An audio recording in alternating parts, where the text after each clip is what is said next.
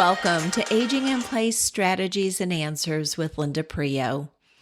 Will it be possible to remain in my home as I age? Do I feel safe in my home?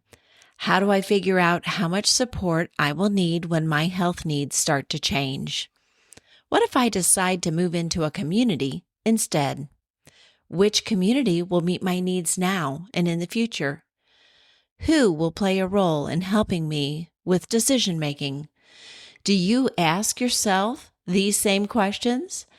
Aging in Place Strategies and Answers can help you gain practical knowledge that will help you create your own Aging in Place roadmap. If you are already a care partner, a power of attorney, or in crisis mode with your Aging in Place strategy, you will learn what you need to know that you don't know. For over 20 years, I have been marketing Aging in Place services to clients and educating families and healthcare professionals in how to put aging in place strategies into place. When you utilize aging in place, you are allowed to choose where you want to live and make those decisions so that you can retain your quality of life.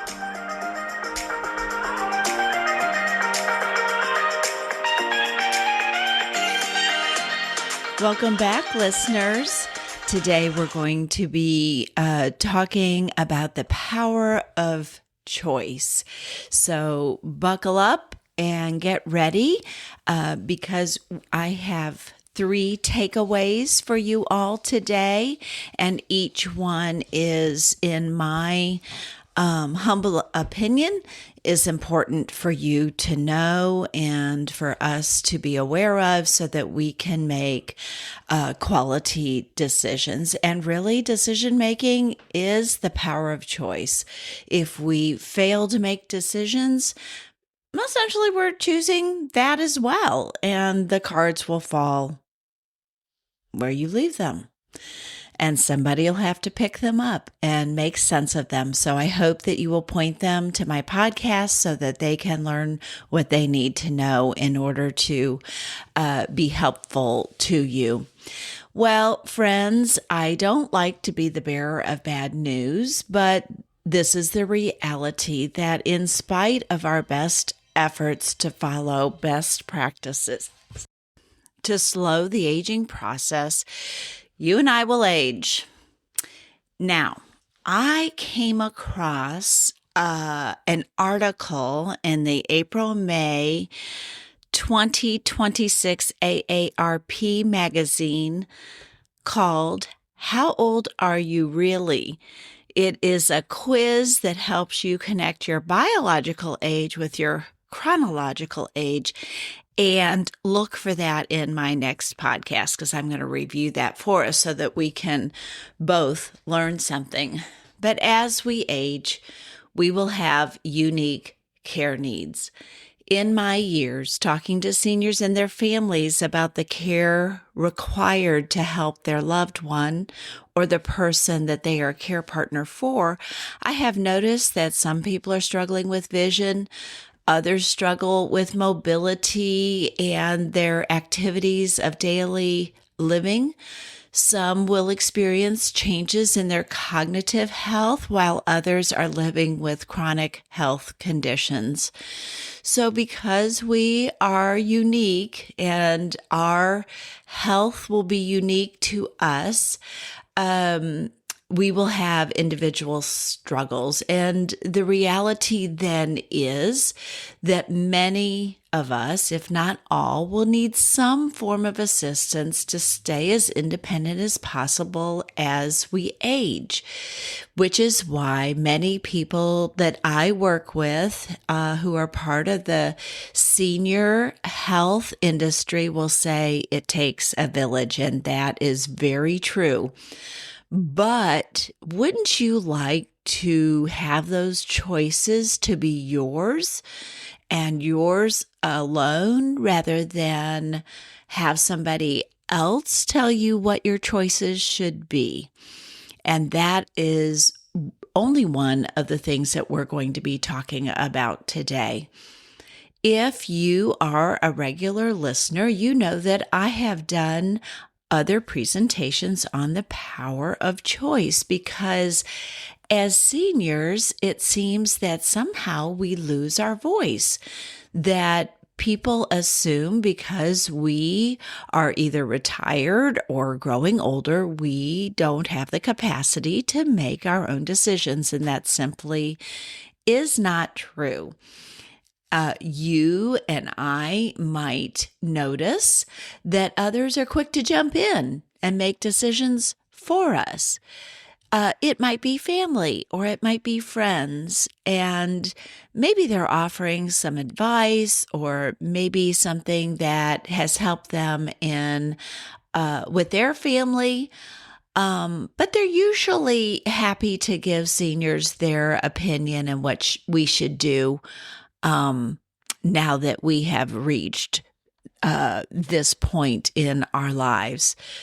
So I would just give you a question that you might be able to share with them, or a statement that might be able to put you back in the driver's seat, back in the position as decision maker. And that would be, I actually have created a life plan. Would you like to know what that is? And based on my finances and the legal documents that I've put into place, I think I have a great likelihood of fulfilling that plan. So if you would like to talk about that with me, I would love to share that. And being kind, but being knowledgeable and actually sharing that you have a life plan could definitely shift the power table. However, if you have not thought of a life plan, or how you think or visualize what your living arrangements are going to be, your lifestyle, what is quality of life for you, what your values and beliefs are, this might be a good jumpstart for you to contemplate that. And start writing it down. Anything that is not written down, nobody will be able to know because it is only in your head. There you have it, people. A little jump start and motivation to start thinking about what a life plan might look like for you. Will it have to be amended? More than likely, but at least you have a framework. And of course, I teach on that as well through my podcasts, and in the future, I will have a platform specifically related to aging in place roadmaps. I have done many presentations to groups of seniors on the power of choice, because as seniors, it does seem that we do lose our voice. And this ability to choose is actually protected by law. So when I share with seniors and my senior audiences that their ability to choose and make choices is protected, that we are, as seniors, a protected class of people, and that there are laws against exploitation as well as all forms of abuse, usually I can see the senior adults in my class nod their head and sit up a little straighter, because now they feel more empowered. They feel like I have given the power back to them, which is my intention when I do those presentations. The power of choice, or as we like to call it in the senior industry, self-determination, brings respect back to the senior adult and puts decision-making back into their hands. However, in order to make decisions, it would appear that we have to have some knowledge of the decision that we're going to try to have to make. So if someone asked you what kind of ice cream you like, you would quickly scan your knowledge of different flavors of ice cream and have a ready answer. However, some of the choices that seniors will need to make to help retain their independence are a little bit more involved in that. It usually involves their financial picture. It will involve their legal documents and how they have structured the monies that they have so that they are being able to go to the right people or to be used for the right purposes.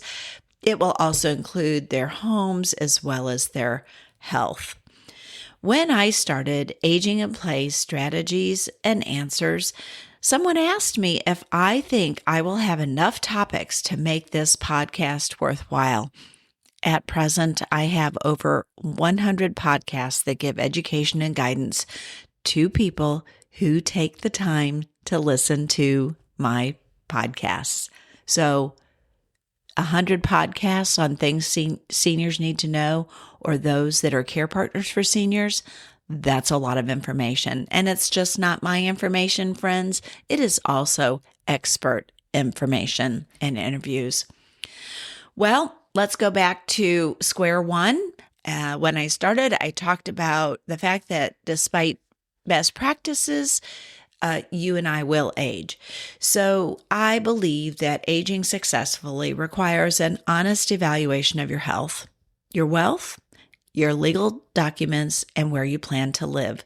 So please tune in to my next podcast where I am going to interview Tanya McDonald, who has a website guide and the number 4 seniorliving.com so that she can share other forms of senior living options so that you will gain some knowledge on what is available to you as you age.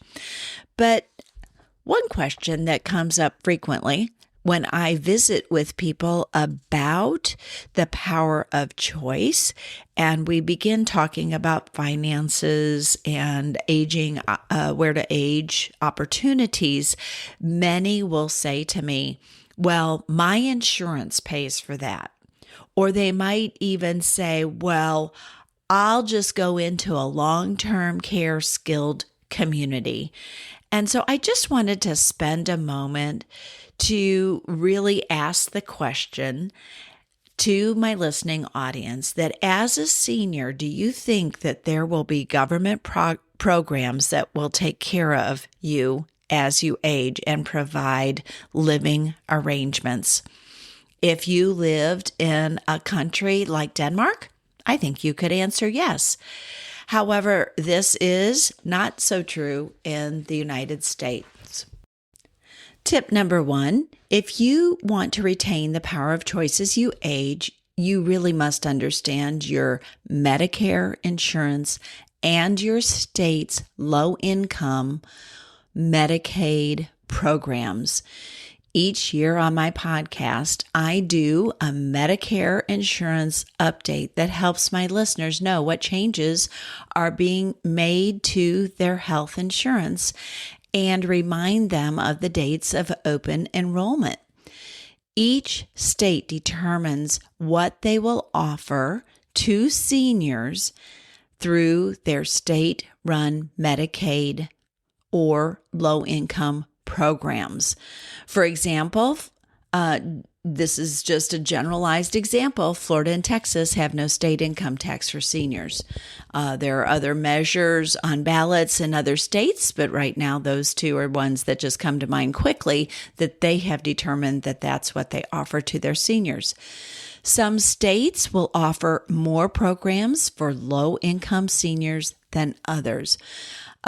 Illinois is a neighboring state to me, and they offer some assisted living community programs to low-income seniors, while Missouri has all private pay assisted living facilities. So there is no Medicaid benefit in Missouri for an assisted living community. So it's important that you know what your state offers and to have a handle on your finances and to not make the assumption that there will be something there for you now and in the future. States do offer long-term care community program, but that is based on income and physical and mental health care needs. After 20 plus years working with seniors and their families, as well as professionals, and helping people navigate healthcare as a senior, I am able to have a 360-degree view. Whereas each individual professional in their field has that expertise, it doesn't mean that they have the overview picture like I do. So here is something to bear in mind coming from someone who knows this information and has done research. Since COVID, these long-term care communities, even though they still offer skilled care and 24-hour oversight, they are still usually available to those with low income or no income, as well as the assessments that are required for entrance. So you would need to be assessed mentally and or physically to make sure that you qualify for those services. And since COVID, these kinds of communities are struggling to stay afloat with the Medicaid reimbursement and the costs of care. Now, the power of choice also includes where you see yourself living and what is affordable to you. So here are a couple of things that might be helpful as you look down that road and think about where you want to age and what you can afford. So, in addition to low income or no income housing within these long-term care communities, they do have people who pay privately, and the average monthly rent is about $10,000 a month. So you can do the math. If you wanted care in your home, the average hourly rate is around $40 an hour. Assisted living communities range from $6,000 to $8,000 a month, with most communities basing its monthly rate on your current care needs, with memory care starting around $10,000 a month. This is why it's important that you and I have a handle on what our finances will bear and how that can help us to make decisions currently and possibly in the future. Now, for those of you who thought at the beginning of this podcast, well, I'm not going to worry because I have medical insurance and there's always low income programming. Medicare will cover 100 days of services after a hospital stay, but most people on Medicare, if they go to a rehab community, it is a short-term stay. It can be anywhere from 2 to 3 weeks. So it is very rare that someone would receive the maximum of 100 days in a short-term recovery bed. Also, Medicaid is really, or low-income programs offered through your state. They might have another name for it. If you have limited assets and income and are relying on Medicaid, the state will make key care decisions on your behalf, including where you receive the care that you need. So the power of choice comes off the table at that point. And my goal is to share information that will help you to evaluate and make choices based on knowledge. And of course, that's where the power is anyway, right? So 2, let's ask this question. What is quality of life for you? I spoke briefly about a life plan in the beginning, but here's some additional items that you might put into your life plan. What are your goals in retirement as you age, and what do you value? Take some time to assess what kind of lifestyle you see yourself living as you retire and as your healthcare needs start to change. Then get the proper advice you need to see if your funds can manage that lifestyle and for how long. I want to give you a quick example from a financial planner that I know and talk with. And he said he had a gentleman that came to his offices and told him what he spent per month, and that in order for him to retain that lifestyle, he would need his financial planner to make that kind of money for him through various investment options. The financial planner shared that his expectations exceeded the opportunity to make that kind of money on the net worth that he had, and that he would be doing him a disservice by thinking that he could provide the necessary options and advice and guidance for him. So that hopefully helped the gentleman to go away with the knowledge he needed that perhaps he didn't have realistic expectations. I also listen pretty faithfully to a radio show called Faith and Finance with Rob West. And I can tell you that I've learned a lot from this show and from just listening in on a regular basis. But one of the most frequent phone calls that they receive is from someone who would like to retire early. But when the host asks for a disclosure of assets and a disclosure of debt, it becomes obvious, even to the listener, that retiring early would maybe not be in their best interest. And usually the host suggests the first thing they do is try to pay down their debt, and then to work towards an evaluation of their assets, plus take in the account that maybe even though they wouldn't be working at their current full-time job, that considering additional employment post-retirement would be a huge benefit to their finances and to help them achieve their goals as they age. Listeners, let's pause here and have a word from one of the show's sponsors. Do you want assisted living services but don't want to leave your home? Call Continuum at 314-863-9912. Our professional team has 20 plus years of experience and will help you create the perfect care solution that meets your current and future needs. Continuum supports independence at every stage of life. Call 314-863-9912 for a free consultation or visit us at continuumcare.com. Thank you, listeners. Let's return to the podcast.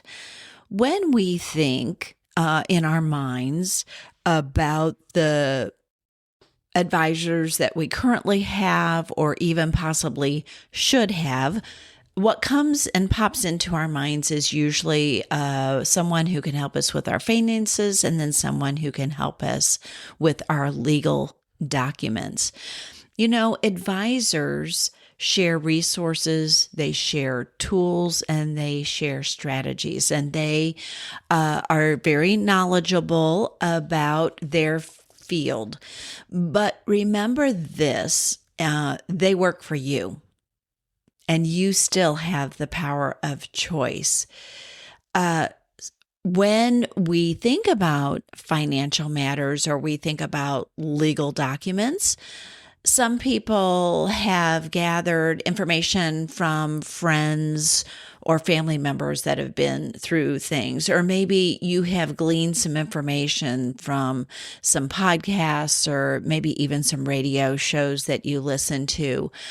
But my question to you is, do you really know? Do you really know what is legal in your state?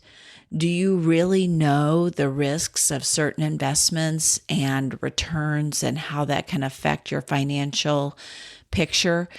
One of the easiest examples I can give to you is that I am honest when I say that I don't know anything about roofing, nor would I feel that I would ever be qualified to know something about roofing. I'm not even going to get a ladder out of the garage to pretend.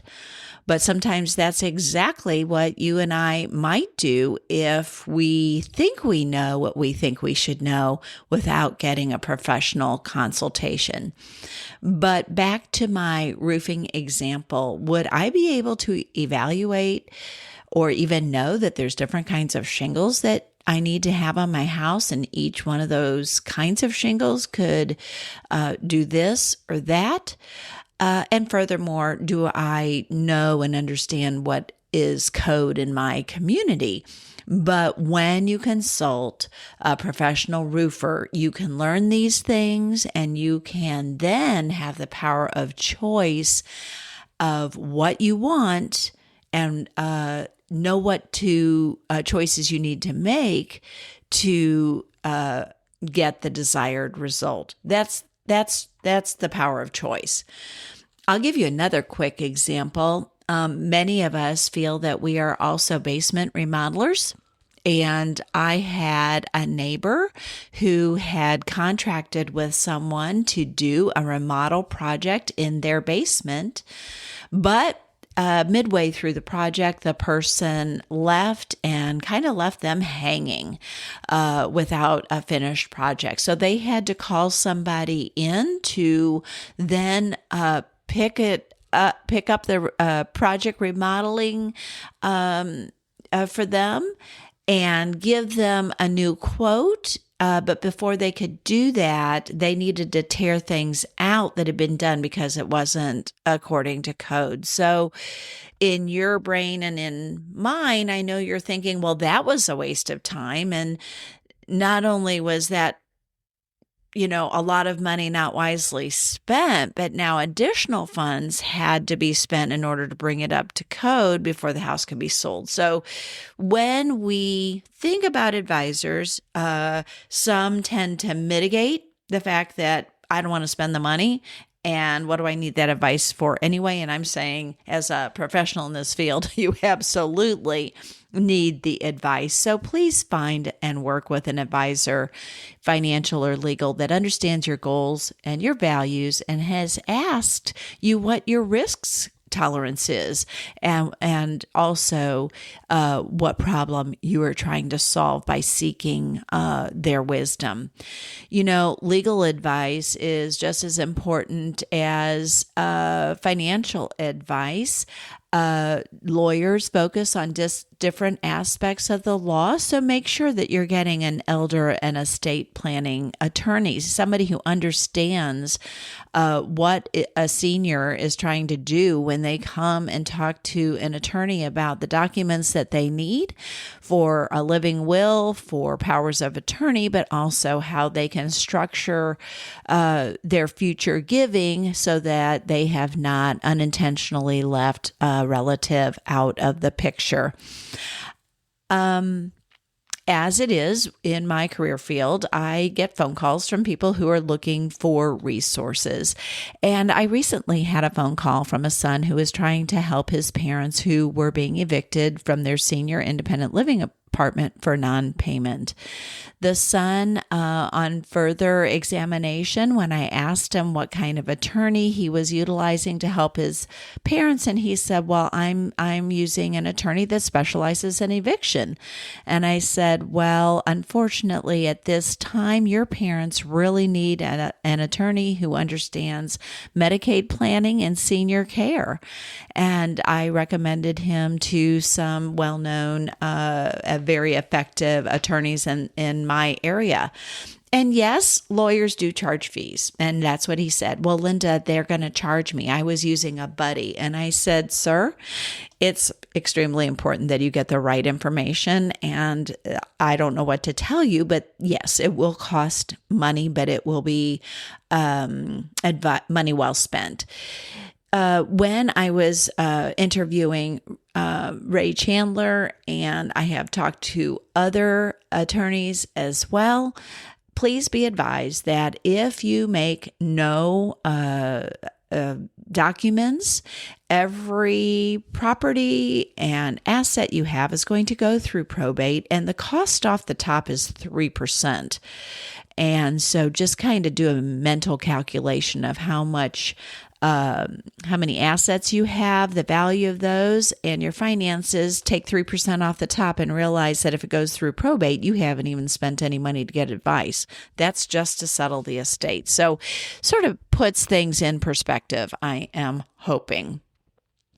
In order not to overcharge clients, many attorneys practice what is called a discovery session, where they use a legal assistant that will help them gather the legal documents you may already have, plus any financial relationship, assets, businesses, or properties that you currently own. So that will get you ready to talk with the attorney.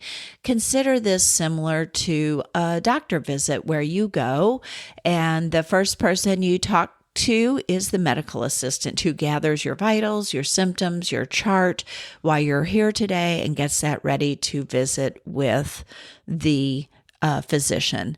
But I'm going to ask you that whenever you're visiting with your professionals, that you keep an open mind, that you are teachable, because oftentimes you will learn more than when you go in with just a preconceived notion. And for those who did listen to my podcast featuring Ray Chandler from Polaris Law, he gave a great example of a potential client that came to him asking for one thing. The client said, "This is what I need. I don't need to want anything else." And the lawyer, Ray, said, "I'd love to help you with that, but unfortunately that document is no good to you unless you have this and that."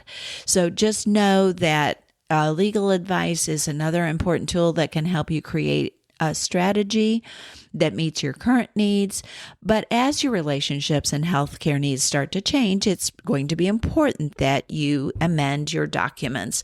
So again, I encourage you to seek out someone who specializes in the senior market. Now, tip number 3 is the power of choice is knowing if the advice you are being given is right for you. Let me go back to an example I gave about the son who was trying to help his parents who were facing the eviction. Part of this story was the fact that the reason why the senior couple was facing eviction is because the son had shared that a doctor had told them to live their life because they probably would not outlive their health conditions. So when this couple heard that advice, then they spent all their money. And now here they are. They did outlive their health care. They spent all their money. They have no assets. Now, there may be more to that story than I was told, but I think you get the picture. Here's another example I have from someone who visited with their financial advisor, and they told them, "You have plenty of money. Go spend some money. Go on trips. You've got enough money to last a lifetime." And I just have to ask, really, does your financial planner have a crystal ball? And do you love just spending money just to spend money? And so again, the power of choice is really learning what you need to know, trusting the people that are giving you the guidance and the advice, and then going back to that life plan, going back to what we talked about. Is this the right choice for me? Do I feel comfortable doing that? Is this part of my value system? Is this what has made sense to me in my life? And then make the right decision based on what you feel and what your life plan is. My caregiver tip for you today is, of course, that if you're a care partner or if you are providing care for a senior adult, ask them if they've come up with a life plan.